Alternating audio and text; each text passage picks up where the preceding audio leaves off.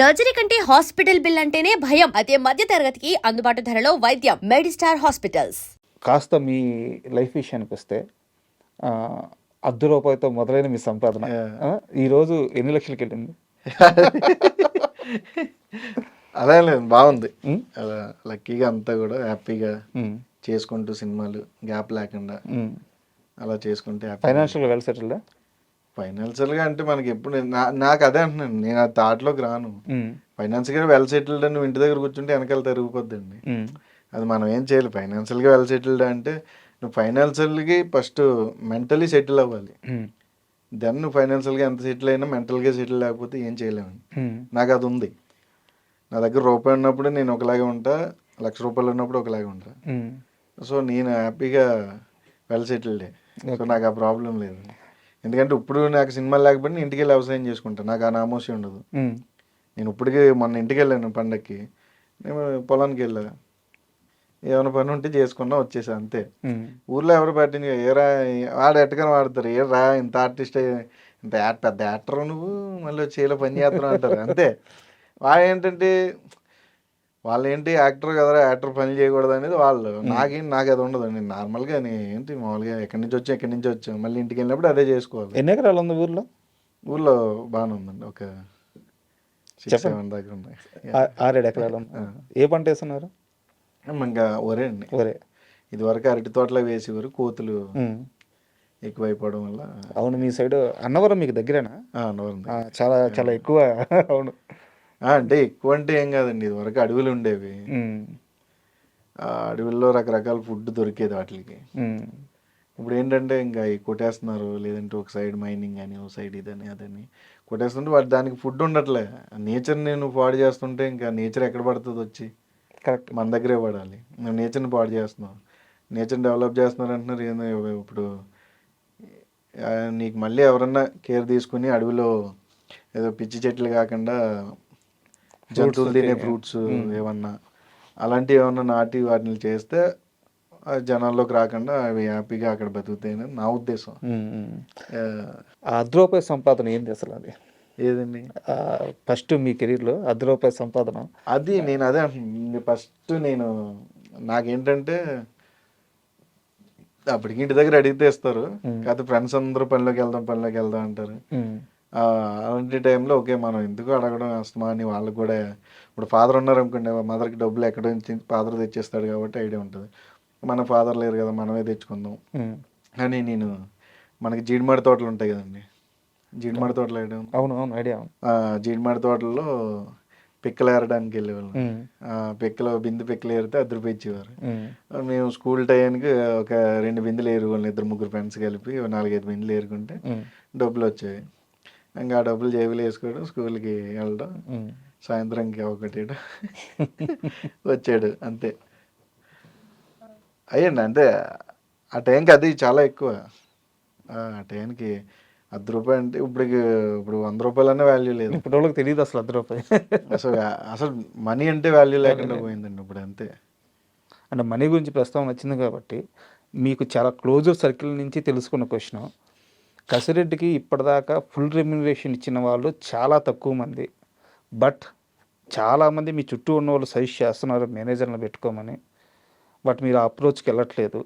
ఇదంతా నిజమేనా? ఏం జరుగుతుంది అసలు? అలా ఏం లేదండి, నాకు అందరు ఇచ్చారు. అందరు ఇచ్చారు? ఇవ్వని వాళ్ళు ఎవరు లేరు. నిజమేనా?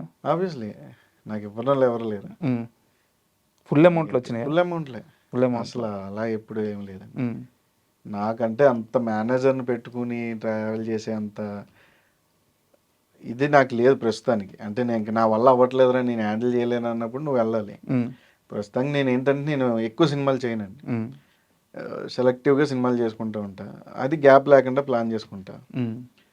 సో ఎక్కువ సినిమాలు చేయండి మీరు. అందుకే లాస్ట్ ఇయర్ చూస్తే 2025 2 సినిమాలు రిలీజ్ అయినాయి, కింగ్డమ్, గుర్రం పాపిరెడ్డి. ఈ ఇయర్ ఒక 2-3 ఉంటాయి అంతే. ఓకే, చాలండి. మనీ కోసమో లేదంటే దానికోసం సినిమాలు చేసేలా అంటే నీకు ఈ 7 ఇయర్స్లో 100 సినిమాలు చేయొచ్చండి. నో చెప్తారా మీరు? ఖచ్చితంగా చెప్తాను. నో చెప్తారు? నేను చెప్తా. డబ్బులు పోతాయి అట్లా భయం లేదా? వచ్చే రెమ్యునరేషన్ పోతే అదే ఉండదు సార్ నాకు. నాకు జెన్యున్గా అనిపించింది చెప్పేస్తాను నాకు. చాలా ధైర్యం కావాలి నువ్వు చెప్పాలంటే ఇండస్ట్రీలో. అంటే ఇప్పుడు అర్థం చేసుకోలేకపోయినా తర్వాత అర్థం చేసుకుంటాడని నేను నువ్వు చెప్తా. ఎందుకంటే వాళ్ళు ఏదో ఇస్తానన్నారు, ఒక ₹1,00,000 ఎక్స్ట్రా ఇస్తారని సినిమా చేస్తే అది అవ్వదని తెలిసినప్పుడు మనం చేసి అనవసరం అండి. అలా చేయనప్పుడు చాలా మంది నొచ్చుకుంటారు, చాలా మంది రకరకాలుగా రాస్తారు. అవును, బట్ అవి నేను పట్టించుకోను. మీ అదృష్టం ఏంటంటే ఇంకా ఎవరు రాయలా. రాశారు, మీరు చూడలేదు అంతేనా? రాశారు, బోల్డ్ మంది రాశారండి. బట్ ఏంటంటే మనం చాలా మంది కూడా ఇంటర్వ్యూలు ఇమ్మన్నారు దాని గురించి. నేను అన్నాను ఇంతే సార్, ఇప్పుడు రాశారని ఇప్పుడు మీరు చూసారు కాబట్టి మీకు తెలిసండి, చూడనోడికి తెలియదు అది. ఇప్పుడు నేను ఇంటర్వ్యూ ఇచ్చాను అనుకో, నా గురించి తెలిసిన ప్రతి కూడా చూస్తాడు, ఏదో రాశారంటే రాజ్కుమార్ కోసం అని. ఇంక మనం ఏం చేస్తామండి, అది వేస్ట్ కదా. వాళ్ళని హీరోలు చేయాలి, మనం ఎందుకు, మనం మాట్లాడుకొని మన పని మనం చేసుకుపోతే రాసేవాడు రాస్తూ ఉంటాడు, చూసేవాడు చూస్తూ ఉంటాడు, అది మనకు అనవసరం. ఇంకా అండ్ కింగ్డమ్ విషయానికి వస్తే నాకు తెలిసి హీరో గారు కానీ మీరు కానీ నాగవంశీ గారిని నేను కింగ్డమ్ రిలీజ్ ముందు పర్సనల్గా కలిసినప్పుడు ఆయన ఎంత కాన్ఫిడెంట్గా చెప్పారంటే సినిమా మీద, మూవీ యూనిట్ మొత్తం కూడా అంతే కాన్ఫిడెంట్గా ఉన్నారు కింగ్డమ్ విషయంలో. బట్ రిజల్ట్ మిమ్మల్ని బాధ పెట్టిందా? బాధ పెట్టిందండి. అంటే మనం ఎంత చేసినా, మీది కూడా మనం ఎంత మంచి సినిమా చేసినా, సినిమా సక్సెస్ అయితేనే మన క్యారెక్టర్ కూడా ఎలివేట్ అవుతుంది. కరెక్ట్. ఆ సినిమా ఫెయిల్ అయితే మనం ఫెయిల్ అయినట్టే అండి. ఆబ్వియస్లీ మనకి తెలిసినా తెలియకపోయినా సినిమా సక్సెస్ మన సక్సెస్, సినిమా ఫెయిల్ అయితే మనం ఫెయిల్ అయినట్టే. అందులో పెద్ద సినిమాలు సక్సెస్ చాలా పెద్దగా ఉంటుంది, like lucky Bhaskar. Correct. So అలా ఎక్స్పెక్ట్ చేసాం. బట్ అంటే మీరు మీ పర్సనల్గా చెప్పండి, ఎక్కడ తేడా కొట్టింది కింగ్డమ్? అంటే అలా మనం జడ్జ్ చేయలేము సార్, అది ఎందుకంటే ఏమో ఎక్కడ అంటే ఒకవేళ నేను చెప్పినా అది హిట్ అవ్వాలని లేదు, వేరే వాళ్ళు చెప్పినా హిట్ అవ్వాలని లేదు. టైం అంతే. కొన్ని సినిమాలు ఎందుకు పోయాయంటే నువ్వు చెప్పలేవు, ఇప్పటికే ఉంటాయి కొన్ని సినిమా. కాలేజ్ ఎందుకు పోయిందంటే తెలియదు, అతడు ఎందుకు పోయిందంటే తెలియదు. గోవిందరాంధ్రవర్ల అది ఎందుకు పోయిందంటే తెలియదు, అందరవాడి సినిమా ఎందుకు పోయిందంటే తెలియదు. ఏంటంటే అప్పటికి ఆ టయానికి ఆ జోనర్స్ మేబీ అడ్వాన్స్డ్ అవ్వచ్చు. కరెక్ట్, అడ్వాన్స్డ్ జోనర్స్ అవ్వచ్చు అంతే. ఇప్పుడు కింగ్డమ్ 2 ఉంటుందా? అది తెలియదండి ఇంకా మనకి. అంటే ఇప్పుడు ఏ సినిమాలు ఉన్నాయి సార్? ఇప్పుడు ఏ సినిమాలు చేస్తున్నారు? ఇప్పుడు రౌడీ జనార్దనం, మీ ఫ్రెండే కదా డైరెక్టర్? మా ఫ్రెండ్ డైరెక్టర్. తర్వాత రవితేజ గారిది ఒకటి. ఏ సినిమాది? ఇంకా టైటిల్ పెట్టలేదు. ఓకే. డైరెక్టర్ గారు? శివ నిర్వాణ గారు. Okay, super. రవితేజ గారు, మైత్రి, అండ్ ఇంకా చాలా ఉన్నాయండి. ఇప్పుడు చెప్పాను కదా, రుష్యా హీరో, నాగవంశీ గారు బామ్మది. దుల్కర్ గారితో కూడా సినిమా చేస్తాను. దుల్కర్ గారు ఆకాశంలో ఒక తార. అది ఇప్పుడు రావచ్చు అండి సినిమా? ఇయర్ ఉంటుంది. అండ్ ఇంకా చాలా ఉన్నాయండి చిన్న చిన్న సినిమాలన్నీ. ఇప్పుడు చాయ్ వాలా రిలీజ్ ఉంది నెక్స్ట్ వీక్. చాయ్ వాలా మీద చాలా పర్సనల్గా ప్రమోషన్స్ కానీ చాలా గట్టిగా కూర్చున్నారు, కారణం ఏంటి? డైరెక్టర్ నాకు డైరెక్టర్ అండ్ శివ హీరో ఇద్దరు ఏంటంటే బాగా క్లోజ్. అలానే కదా ఏ సినిమా కన్నా కూర్చుంటాం. అది ఏంటంటే నాకు డైరెక్టర్ ప్రమోద్ ఏంటంటే, నాకు అందరికంటే ఫస్ట్ కథ చెప్పింది నాకే ప్రమోద్. అప్పటికి అతని దగ్గర ప్రొడ్యూసర్ లేరు, ఎవ్వరు లేరు. అన్న మీరు ఈ సినిమా చేయాలంటే ఓకే చేస్తా, 2022 ఎండింగ్లో చెప్పాడు. వాడు అప్పటి నుంచి ఆడి జర్నీ నాకు తెలుసు కాబట్టి, ఇప్పుడు పాపం స్ట్రగుల్ అవుతానే ఫైనల్లీ డైరెక్టర్ అయ్యాడు. యాక్చువల్గా మా కొలీగ్ ఒక అతను ఉన్నాడు మన ఆఫీస్లోనే. మీ టీజర్ వచ్చినప్పుడు, చాయ్ వాళ్ళ టీజర్ వచ్చినప్పుడు తను మాట్లాడుతూ, రైటర్ అతను కూడా, తను మాట్లాడుతూ ఈ మధ్య అంటే టీజర్ అనేది ఎప్పుడు కూడా ఎలాంటి ఇంపాక్ట్ ఇస్తుంది అంటే, ఒక సెన్సిబిలిటీని మాత్రమే ఎస్టాబ్లిష్ చేస్తుంది. కామెడీనో ఎమోషనో ఏదో ఒకటి. ఆ రైటర్ అన్నమాట, అంటే రైటర్ అంటే మీడియాలో రైటరే, బట్ సినిమా సెన్సిబిలిటీ ఉన్నాయి. అతను అన్నమాట ఈ మధ్యకాలంలో ఒక చిన్న టీజర్లో అన్ని ఎమోషన్స్ని ఎస్టాబ్లిష్ చేసిన టీజర్ నాకు చాలా బాగా నచ్చింది టీజర్ అని చెప్పి అన్నారు అనమాట. అవును, ఫ్రెండ్షిప్. అవును. సో ఎలా ఉండబోతుంది సినిమా? సినిమా చాలా బాగుంటుందండి. ఫాదర్ సన్ ఎమోషన్స్ ఎప్పుడు ఫెయిల్ అవ్వలేదు, ఈ సినిమా కూడా ఫెయిల్ అవ్వదని అనుకుంటున్నా. మంచి ఎమోషన్ అండి. రాజీవ్ కనకాల గారిది, శివది, హీరోది చాలా మంచి ఎమోషను. ఆ ఎమోషన్ అందరికీ కనెక్ట్ అవుతుంది. సినిమా అయితే ఖచ్చితంగా హిట్ అవుతుంది. కాన్ఫిడెంట్ ఉన్నారా?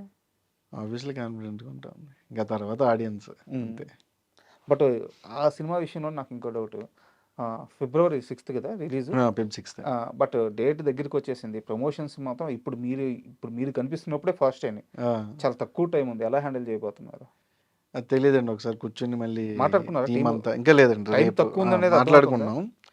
అది ఎలా ప్లాన్ చేయాలి ఏంటి అనేది ఒకసారి చూసుకుని చేస్తారండి. మీరు జనాలు గతంలో reach సినిమా అవ్వడానికి కూడా ఇలాగే గుర్రం పాపిరెడ్డి సినిమా అవునండి, చాలా తక్కువ టైం. ప్రమోషన్స్ చేశారు. అవునండి, ఆ, ఒకరోజు ఒక ప్రమోషన్, ఒకరోజు ఒక ప్రమోషన్, ఒకరోజు టక్క టక్క టక్క చేసుకుంటారు. బట్ నెంబర్ ఆఫ్ డేస్ చాలా తక్కువ. అవునండి. సినిమా రిలీజ్కి ముందు చేశారు, అవును. కనిపిస్తుంది కానీ ఫస్ట్ నుంచి రిజిస్టర్ అవ్వలేదు సినిమా. అవునండి, సినిమా రిజిస్టర్ అయ్యే లోపల జరగాల్సిన నష్టం జరిగిపోయింది. జరిగిపోయింది. సో ఈ సినిమా విషయంలో ఎలాంటి జాగ్రత్తలు తీసుకుంటున్నారండి? అదంటే మనం అదే సిచ్యువేషన్ సార్, మనం ఏం చేయలేం, సిచ్యువేషన్ డిమాండ్స్ అంతే. ఆ సిచ్యువేషన్ ఎలా ఉంటే అలా వెళ్తుంది. మరి మన ఎఫర్ట్స్ ఎప్పుడు రాంగ్ ఉండకూడదు. నువ్వేంటే మనకి ఏదో ఉంటుంది భగవద్గీతలో, పని చేయి ఫలితం ఆశించి, కానీ అలా ఏంటంటే మనకు తెలిసింది మనం చెయ్యాలి, ఆ తర్వాత ఆడియన్స్ డిసైడ్ చేస్తారు. అందుకే ఆడియన్స్ దేవుళ్ళు అంటారు. అండ్ యాక్చువల్గా మీరు ఇంటర్వ్యూకి వచ్చేటప్పుడు నా క్వశ్చనరీలో ఈ క్వశ్చన్ లేదు, మీరు వచ్చినాక నాకు అనిపించింది. అనిల్ రావిపూడి గారు ఇప్పుడు ఆయన అసలు గోల్డెన్ హ్యాండ్ అయిపోయింది. సో ఆయన అంటే మీ కామెడీ టైమింగ్కి ఆయన కామెడీకి అదిరిపోద్ది నాకు తెలిసి. సో ఎప్పుడైనా ఆయన సినిమాలో ఛాన్స్ రావడం కానీ లేదా టాక్స్ నడవడం కానీ F3కి వచ్చిందండి. ఓకే. సో ఆ టైంలో కూడా డేట్లు ఇష్యూ. ఇక్కడ ఏదన్నా ఒక సినిమా పోయిందంటే ఆర్టిస్ట్కి డేట్ల విషయంలోనే ఉంటుంది. ఆ టైంలో సెట్ అవ్వాల. మళ్ళీ ఆయన ఎప్పుడు అప్రోచ్ అవ్వలేదా? లేదండి. అసలు ఎవరిని అప్రోచ్ అవ్వాలంటే కారణం ఏంటి? ఎవరండి? మీరే ఛాన్స్ కోసం లేకపోతే ఆఫీస్కి అంటే వెళ్ళడం? నాకు అది తెలీదు ఆ ప్రాసెస్. ఇప్పుడు దాకా జరగలేదు కదా, వెళ్ళలేదు కదా, ఎవరిని వెళ్ళలేదు కదా? ఎవరిని వెళ్ళలేదండి. నాకు తెలియదు ప్రాసెస్. దట్ నాకు ఓకే వస్తే చేద్దాం, లేదంటే లేదు, అంతే. నేను ఎందుకంటే ఇప్పుడు మనం వెళ్ళి వాళ్ళు ఏ పొజిషన్లో ఉంటారు. ఇప్పుడు నా దగ్గరకు వచ్చి చాలామంది అడుగుతారండి, అన్న మీ ఫ్రెండ్ సినిమా జరుగుతుంది, నువ్వు పెట్టించన్న, పలానా డైరెక్టర్తో నువ్వు సినిమా చేసావు కదన్నా, వాళ్ళ ఆఫీస్ ఓపెన్ అయిందంట, మేము వెళ్తాం, మీరు చెప్పండి అన్న అంటారు. బట్ ఏంటంటే మనం ఏం చెప్పినా ఆ టైంకి వాళ్ళ మైండ్లో కరెక్ట్ ఆ ఆర్టిస్ట్ అని వస్తేనే మనల్ని పిలుస్తారండి, లేకపోతే పిల్లలు. సో ఎందుకు పనిమాల వెళ్ళి వాళ్ళని ఇబ్బంది పెట్టాలి, వాళ్ళు ఒకవేళ లేదమ్మా ఆల్రెడీ అయిపోయాయి అంటే మళ్ళీ మనం బాధపడాలి. ఎందుకు అన్నీ మనం అసలు ఆ థాటే లేకపోతే అసలు ఏ ప్రాబ్లం ఉండదు కదా అని నేను బేసిక్గా ఎవరిని అప్రోచ్ అవునండి. F3లో ఏ క్యారెక్టర్ మిమ్మల్ని తెలియదండి. నేను అంతా డేట్లు అడిగారు ఫస్ట్, డేట్లు ఈ డేట్లు అయితే కష్టం సార్ అన్న, సరే అండి మళ్ళీ చేస్తా ఉన్నారు, ఇంక అంతే. ఓకే. అండ్ ఇది తెలియక అడుగుతున్నాను, నిజంగా మ్యారేజ్ అయిందా? ఇంకా లేదు సార్. ఇంకా లేదు. ప్లాన్స్ ఉన్నాయా? చేసుకుందాం లేదు సార్. ఎందుకు అంత డల్గా చెప్తున్నారు? ఏదండి ఏం చేసుకున్న వాళ్ళందరినీ చూసి భయం వేస్తుంది మ్యారేజ్. ఎలాంటి అమ్మాయి కావాలి? ఏం సార్ మంచిగా ఉండాలి అంతే, ఏముంటుంది. మంచిగా అంటే అందంగా ఉండాలా లేకుంటే? అది మనం చేయలేం సార్, మనం అనుకుంటాం కానీ అన్నీ అవుతాయి. రిక్వైర్మెంట్ ఉంటుంది కదా. రిక్వైర్మెంట్ అని మనం ఏం ఉండదండి. మనకు అటు మంచిగా ఉంటే వాళ్ళకి అటు మంచిగా ఉంటారు అంతే. లవ్ ఏం లేదా? లేదు లేదు. ఓకే. సో నెక్స్ట్ ఏంటి ఫ్యూచర్ ప్లాన్స్ ఎలా ఉండబోతున్నాయి? అంటే మళ్ళీ మీ కోర్ స్ట్రెంత్ మ్యూజిక్, సో దానికి ఏమన్నా వెళ్ళబోతున్నారా లేకుంటే డైరెక్షన్ చేసే ఛాన్స్ ఉందా, ప్రొడ్యూసింగ్ చేసే ఛాన్స్ ఉందా? అంటే చాలా మంది ఇక్కడ అంత దగ్గర లేదండి. సో ఎలా ఉండబోతుంది మీ అప్రోచ్ ఫ్యూచర్లో? అది ఫ్యూచర్ని ఎప్పుడు మనం డిసైడ్ చేయలేము సార్, ఏదో కళ్ళకి అంటాం తప్ప కళలు ఏది ఈరోజే ఇక్కడ ఉంటాం రేపు ఉంటామో లేదో కూడా మనకు తెలియదు. సో నేను అదే అంటున్నాను, నేను పెద్దగా ఆలోచించను రేపు ఏంటి ఎల్లుండి ఏంటి అని, ఎందుకంటే మనం డిసైడ్ చేయలేమండి, ఏదన్నా జరగచ్చు, ఒక క్షణంలో మొత్తం మారిపోతాయి. సో ఫ్యూచర్ని ఎప్పుడు నేను డిసైడ్ చేయను, గో విత్ ఫ్లో అంతే. ఈ రోజుకి ఈరోజు, రేపుకి రేపు, ఎల్లుండి ఎల్లుండి అంతే. Thank you sir. ఎందుకంటే యాక్చువల్గా ఇందాక చెప్పాను కదా ఇంటర్వ్యూ స్టార్టింగ్ ముందు, మిమ్మల్ని ఇంటర్వ్యూ చేయాలి అని ఎందుకు అంత పట్టుబట్టానంటే, నాకు మీరు సినిమాని ప్రమోట్ చేసే విధానం బాగా ఇష్టం. Thank you sir. Thank you. Soul పెట్టేస్తారు. సినిమాలో యాక్ట్ చేసేటప్పుడు 100% కూడా ప్రతి ఒక్కరు చేస్తారు, ఎందుకంటే మనం మనీ తీసుకుంటున్నాం, డ్యూటీ అది. బట్ సినిమా అయిపోయిన తర్వాత ప్రమోషన్స్ని భుజాల మీద, చిన్న సినిమా కానీ పెద్ద సినిమా కానీ ప్రతి సినిమాకి మీరు ప్రాణం పెట్టేస్తారు. అక్కడ నేను మీకు కనెక్ట్ అయ్యనమాట. సో చాలా రోజు నుంచి అనుకుంటున్నాను మిమ్మల్ని ఇంటర్వ్యూ చేయాలని, ఫైనల్గా ఛాన్స్ ఇచ్చారు. Thank you very much sir. Thank you sir. And don't forget to subscribe to iDream. And for more videos, please subscribe to iDream. Please subscribe to iDream. Please subscribe iDream. And please subscribe to iDream. For more videos, subscribe to iDream. please like, share and subscribe to the channel. Congratulations, iDream. Subscribe to iDream. Subscribe to iDream. So subscribe to iDream Media. iDream ki iDream team andarki huge congratulations. Please subscribe iDream Media. Please subscribe to iDream. Subscribe iDream. Please subscribe to iDream. iDream అంటే నా కళల channel subscribe చేసుకున్న నోరు తిరుగుతలేదు, మీరైతే గంట గుర్తు కొట్టండి. For more such videos, please subscribe to iDream. Subscribe to iDream. Please subscribe to iDream. Please subscribe iDream Media. Please do subscribe to iDream. Please subscribe to iDream Media. For best entertainment and information, please subscribe iDream.